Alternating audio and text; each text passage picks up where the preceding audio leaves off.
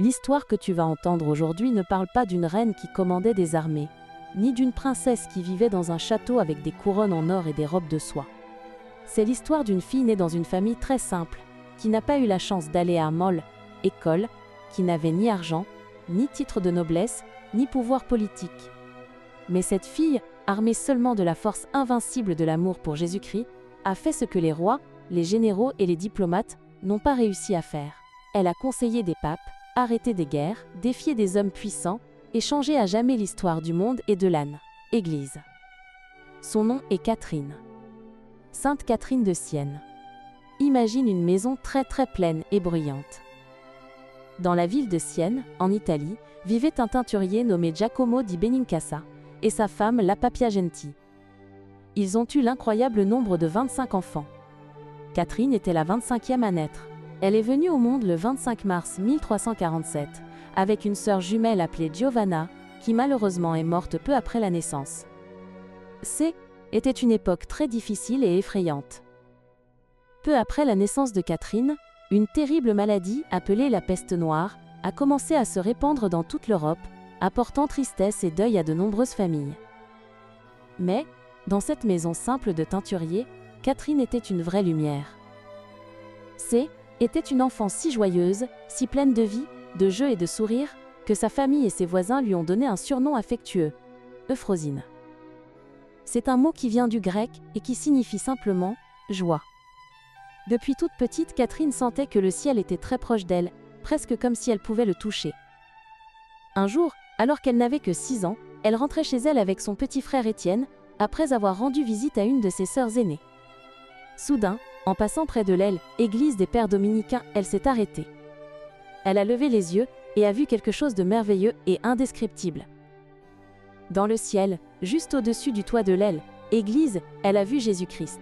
Il n'était pas vêtu comme un charpentier, mais comme un roi glorieux, portant des habits de pontife et lui souriant avec un amour infini. À côté de lui se tenaient les grands apôtres Saint Pierre, Saint Paul et Saint Jean, évangéliste. Jésus a regardé directement dans les yeux de la petite Catherine, a fait le signe de la croix et l'a bénie. Catherine est restée plantée au milieu de la rue, émerveillée, les yeux fixés au ciel, jusqu'à ce que son frère, qui ne voyait rien, lui tire la main et l'appelle. La vision a disparu, mais à partir de ce jour, le cœur de la petite Catherine appartenait entièrement et pour toujours à Jésus. Quand Catherine eut 7 ans, un âge où la plupart des enfants ne pensent qu'à jouer, elle prit une décision très sérieuse et mûre. Elle alla dans un endroit calme, s'agenouilla et promit à Jésus qu'elle ne se marierait jamais avec aucun homme sur cette terre, car il serait son seul et vrai amour. Elle fit un vœu de virginité.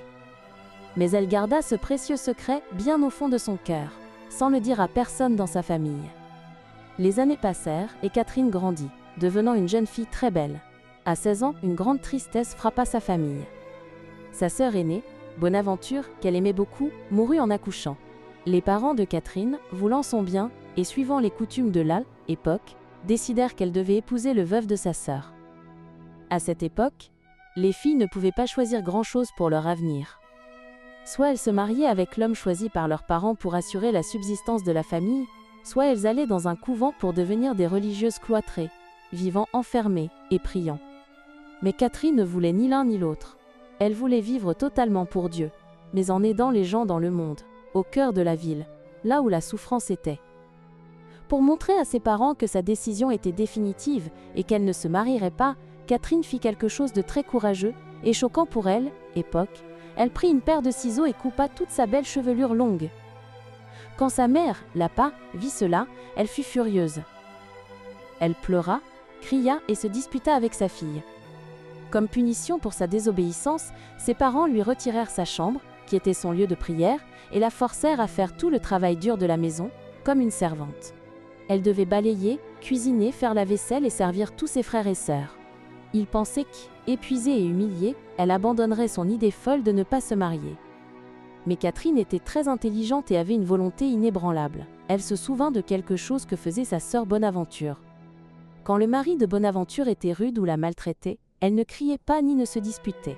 Elle arrêtait simplement de manger jusqu'à ce qu'il réalise son erreur, ressent du remords et s'excuse. Catherine fit de même. Elle commença à jeûner, mangeant très peu, juste assez pour ne pas s'évanouir. Et pour ne pas se laisser abattre par le travail dur et les humiliations quotidiennes, elle utilisa son imagination et sa foi pour construire ce qu'elle appela une cellule intérieure. Elle s'imaginait que son père, qui lui donnait des ordres, était Jésus-Christ lui-même. Sa mère, qui se plaignait d'elle, était la Vierge Marie. Et ses frères, à qui elle servait la nourriture, étaient les apôtres. Ainsi, balayer le sol, faire la vaisselle ou servir la table devenait un acte d'amour profond pour Dieu. Construis une cellule dans ton esprit dont tu ne pourras jamais t'échapper, enseigna-t-elle plus tard à ses amis. Finalement, voyant la détermination de fer, la patience et la foi inébranlable de sa fille, le père de Catherine, Giacomo, comprit qu'il ne pouvait pas lutter contre la volonté de Dieu. Il réunit la famille et déclara que plus personne ne devait déranger Catherine, ni essayer de la forcer à se marier. Il lui permit de vivre comme elle le souhaitait. Catherine demanda alors à rejoindre un groupe appelé les Mantellates. Ces étaient des femmes très dévotes, la plupart veuves et plus âgées, qui portaient un manteau noir sur une robe blanche, les couleurs de l'ordre de Saint-Dominique, et consacraient leur vie à prier et à aider les pauvres et les malades, tout en continuant à vivre chez elles, sans faire de vœux de clôture. Au début, les Mantellates ne voulaient pas accepter une jeune fille si jeune et jolie, craignant qu'elle ne prenne pas la vie au sérieux, mais Catherine insista tellement, et sa mère intercéda aussi pour elle, qu'elles finirent par accepter. C'est avec ces femmes plus âgées que Catherine, qui, elle, était jamais allée à école et ne savait ni lire ni écrire, apprit ses premières lettres. Elle passait des heures enfermée dans sa chambre, qui lui avait été rendue, à prier, méditer et lire des livres spirituels. Elle aimait tellement Jésus que, souvent, lorsqu'elle priait, elle ne voyait ni n'entendait plus rien autour d'elle. Elle entrait dans un profond extase, parlant directement avec Dieu, comme un ami parle à un autre ami. Lors d'une de ces conversations mystiques, pendant le carnaval de 1366, alors que les gens dans les rues faisaient la fête, buvaient et faisaient beaucoup de bruit, Catherine était dans sa chambre, priant en silence. Soudain, elle eut une vision belle et inoubliable.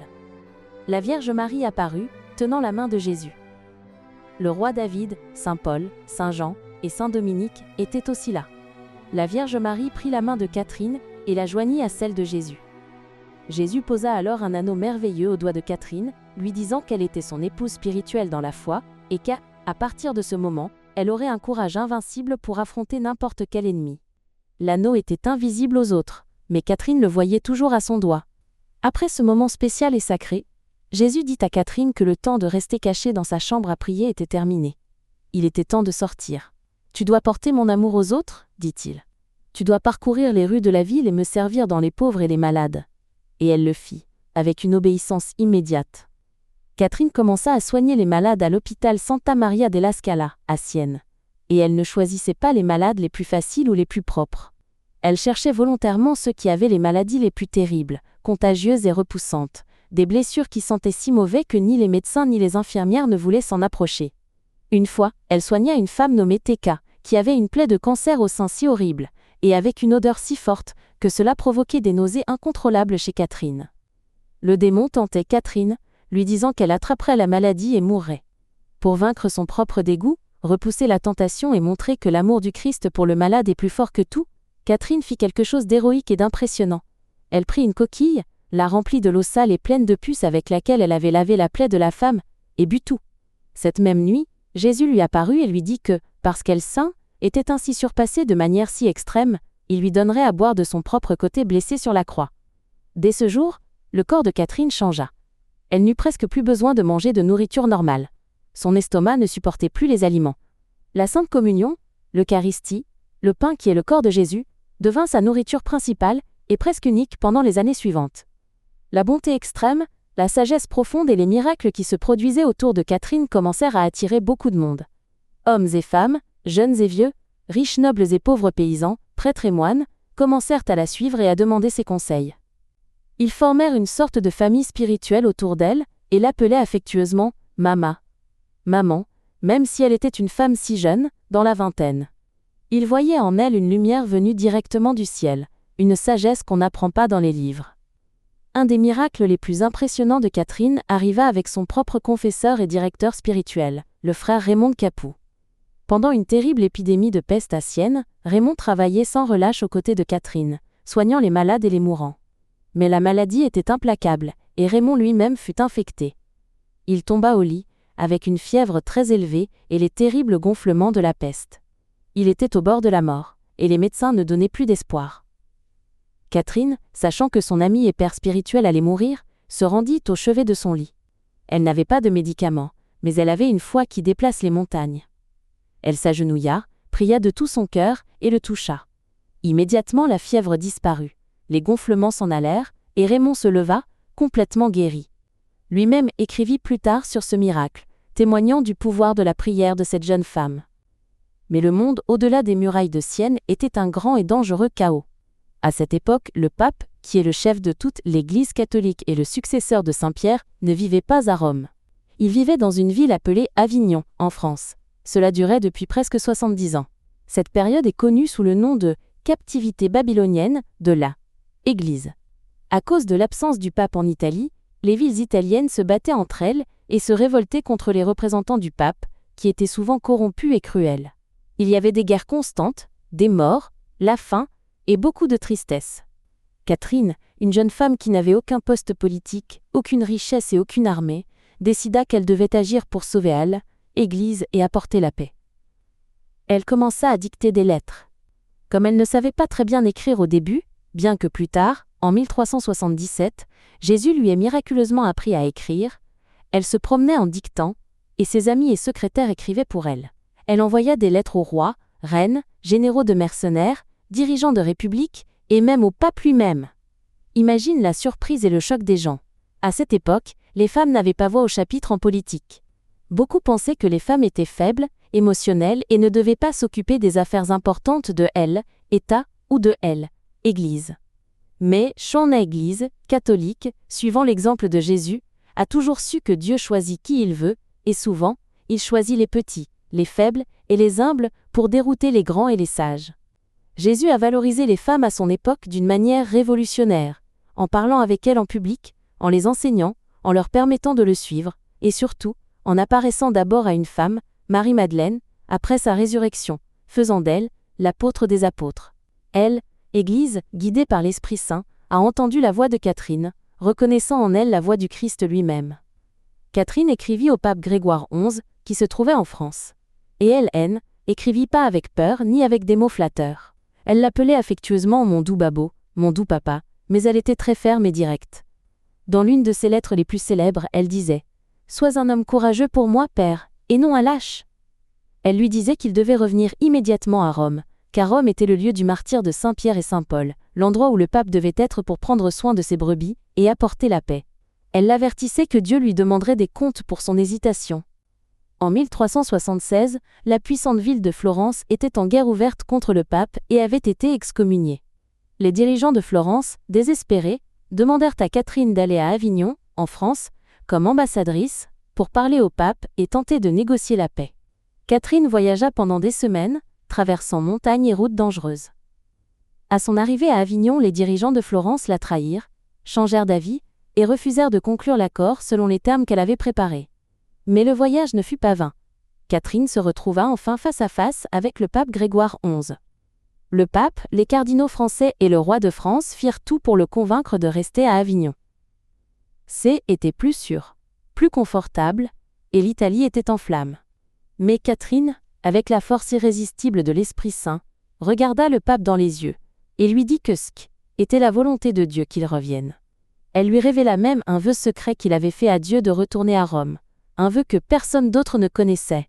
Le pape fut impressionné. Et il écouta. Contre la volonté de presque tous les hommes puissants de l'époque, le pape Grégoire XI fit ses bagages, quitta le confort de la France, et retourna à Rome le 17 janvier 1377. Une jeune femme de Sienne, sans armée ni argent, avait réussi ce que diplomates et rois n'avaient pu faire. Catherine continua à travailler sans relâche pour la paix. Elle voyagea dans des villes dangereuses, prêchant et réconciliant des ennemis. À Florence, lors d'une révolte terrible et sanglante appelée la révolte des Ciompi, des hommes armés d'épées et la haine dans les yeux vinrent pour la tuer, criant son nom. Catherine ne s'enfuit pas. Elle ne se cacha pas.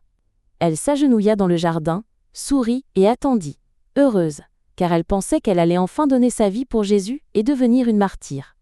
Le chef des assassins, voyant le courage absolu et la paix surnaturelle sur son visage, fut terrifié. Il abaissa son épée, ordonna à ses hommes de reculer, et partit. Catherine pleura amèrement ensuite, disant à ses amis que ses nombreux péchés l'avaient empêchée de recevoir la rose rouge du martyre. Pendant cette période de voyages intenses et de prédication, Catherine reçut aussi un cadeau très spécial et douloureux de Jésus. En 1375, alors qu'elle priait devant un crucifix dans l'église Sainte-Christine, dans la ville de Pise, elle entra en un profond extase.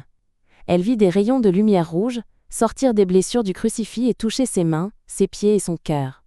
C'étaient les stigmates, les marques réelles des blessures de Jésus sur la croix. La douleur était insupportable.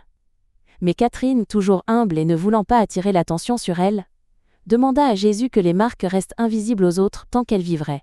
Et ce fut ainsi.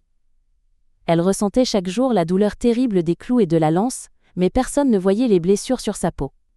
À la fin de sa vie, entre 1377 et 1378, Catherine dicta un livre merveilleux et profond appelé « Le dialogue de la divine providence ». Elle y raconte les conversations mystiques qu'elle eut avec Dieu le Père. Dieu lui expliqua que Jésus est comme un pont gigantesque qui relie la terre au ciel. Sans ce pont, le fleuve puissant du péché et de la mort nous noierait.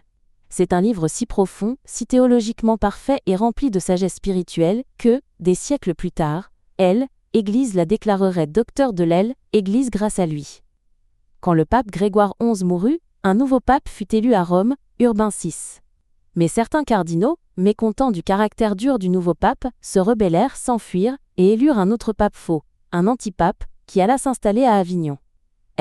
L'Église se divisa en deux. Ce fut le début du grand schisme d'Occident. Ce fut une douleur immense, une véritable agonie pour le cœur de Catherine, de voir la barque de Saint-Pierre divisée. Le pape Urbain VI l'appela à Rome pour l'aider. Elle y alla, et passa ses dernières années à travailler jusqu'à l'épuisement, écrivant des lettres enflammées à tous les dirigeants d'Europe, suppliant qu'ils restent unis au vrai pape à Rome. Catherine était complètement épuisée. Elle ne mangeait pas, ne buvait pas d'eau, et son corps était très faible, consumé par l'effort et par la douleur des stigmates. Elle offrit sa vie à Dieu comme un sacrifice pour l'unité et la réforme de l'Église. Elle dit en prière, « Ô Dieu éternel, reçois le sacrifice de ma vie pour le bien du corps mystique de la Sainte Église. Je n'ai rien d'autre à offrir que ce que tu m'as donné.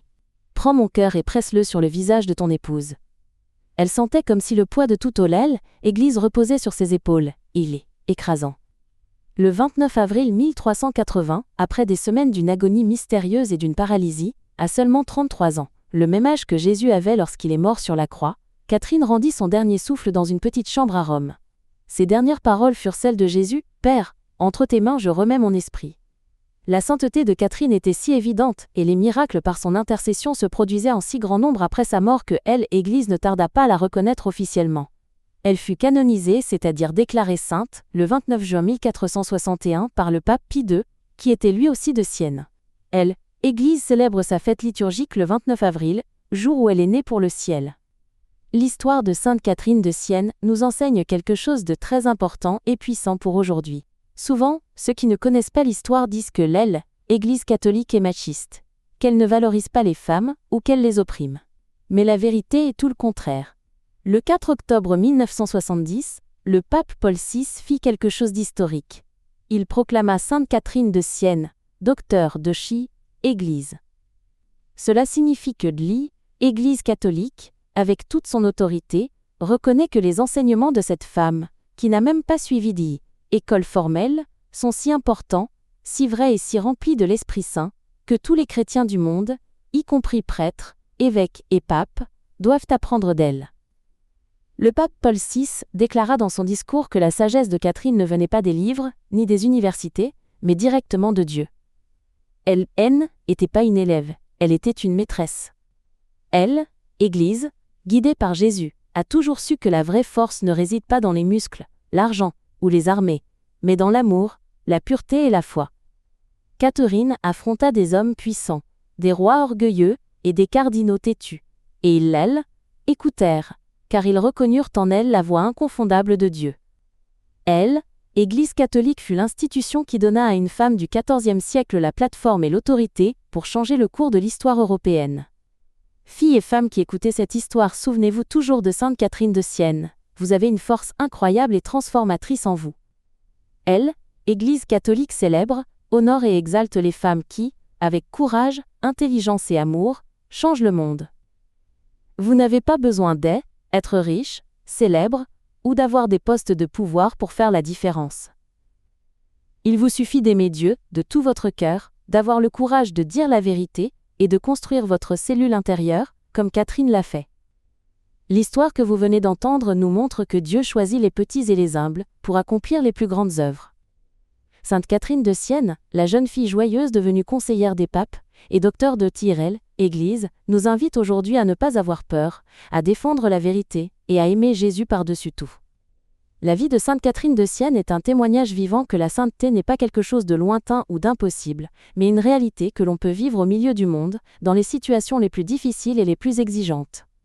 Elle n'a pas eu besoin de s'isoler dans un monastère pour trouver Dieu. Elle l'a trouvé en servant les malades, en correspondance avec les dirigeants de son temps et dans la lutte infatigable pour la paix et l'unité de l'Église. Le courage de Catherine à affronter les autorités de son époque, y compris le pape lui-même, montre une liberté intérieure qui ne peut venir que d'une profonde union avec Dieu. Elle ne se laissait pas intimider par le pouvoir ou la richesse, car elle savait que la vraie autorité réside dans la vérité et l'amour. Sa voix, bien que féminine et sans titres officiels, résonna avec une force prophétique qui ébranla les structures de son temps et continue d'inspirer des générations jusqu'à aujourd'hui. Le message de Sainte Catherine de Sienne nous rappelle que la vraie grandeur ne se mesure pas au succès mondain, mais à la capacité d'aimer et de servir les autres avec générosité et détachement. Sa vie est une invitation à toutes les femmes à découvrir et développer leurs propres dons et talents, pour les mettre au service du bien commun et de la construction d'un monde plus juste et fraternel. Si vous avez aimé découvrir la vie extraordinaire de Sainte Catherine de Sienne, abonnez-vous à notre chaîne, laissez un like et partagez cette vidéo avec vos amis et votre famille, surtout avec les filles et les femmes que vous connaissez. Aidez-nous à répandre les histoires des grands héros de la foi. Que Sainte Catherine intercède pour nous tous, nous donnant courage et joie. Que la lumière de Sainte Catherine de Sienne brille toujours dans nos cœurs, illuminant nos pas et nous guidant dans la recherche de la vérité et du bien. Que nous puissions, comme elle, être des témoins fidèles de l'amour de Dieu dans le monde, irradiant sa paix et sa joie à tous ceux que nous rencontrons sur notre chemin. Et que l'intercession de Sainte Catherine de Sienne nous obtienne la grâce de vivre toujours unis au Christ, notre vraie et unique espérance, afin que nous puissions un jour partager avec elle la gloire du ciel, où l'amour et la joie seront éternels et parfaits. Amen. Que Dieu vous garde et à bientôt pour le prochain épisode.